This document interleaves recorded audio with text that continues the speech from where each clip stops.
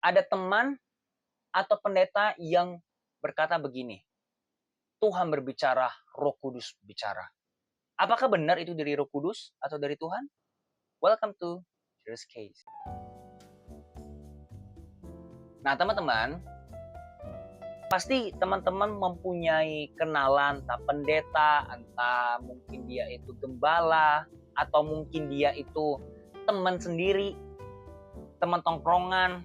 Karena mungkin dia memang orangnya itu suka doa, maka dia bisa mendengarkan suara Roh Kudus gitu ya. Apa yang harus kita lakukan? Menolaknya langsung atau kita langsung terima langsung? Nah, jawabannya adalah ujilah segala sesuatu. Karena firman Tuhan sendiri juga mengatakan ujilah segala sesuatu dengan firman Tuhan. Kalau misalnya ada orang yang mengatakan firman Tuhan mengatakan atau Roh Kudus berkata, kita jangan langsung tolak dulu. Karena firman Tuhan juga mengatakan jangan meremehkan nubuatan.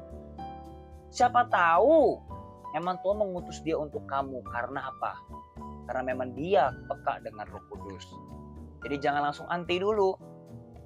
Tapi boleh nggak kita mengujinya? Bisa.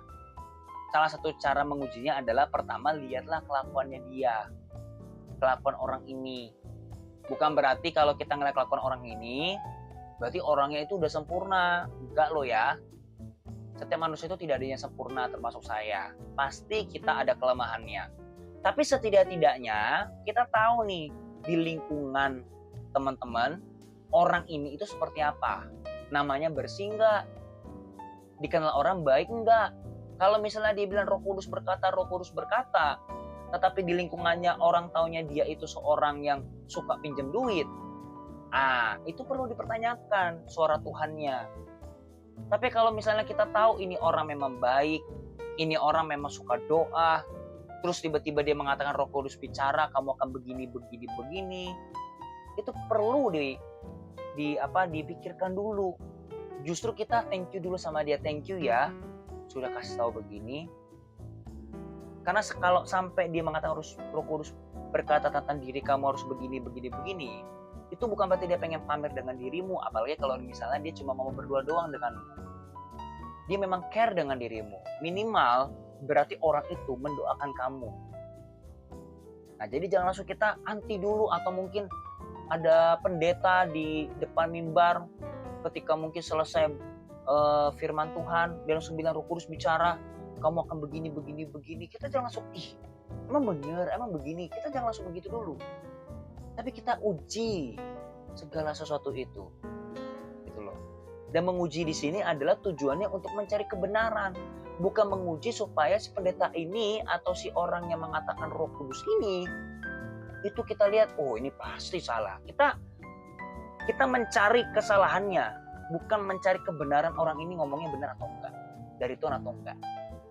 Nah, manusia itu cenderungnya lebih ke yang pertama tadi. Dia ingin memastikan ini orang salah, daripada ini orang sebenarnya benar nggak sih omongannya dari Tuhan. Kalau teman-teman punya hati seperti tipe orang pertama tadi, teman-teman tidak akan bisa melihat kemuliaan Tuhan yang lebih dalam lagi. Teman-teman tidak bisa akan melihat bagaimana Tuhan bekerja dengan lebih dahsyat lagi. Karena apa-apa sudah skeptis dengan Tuhan Yesus.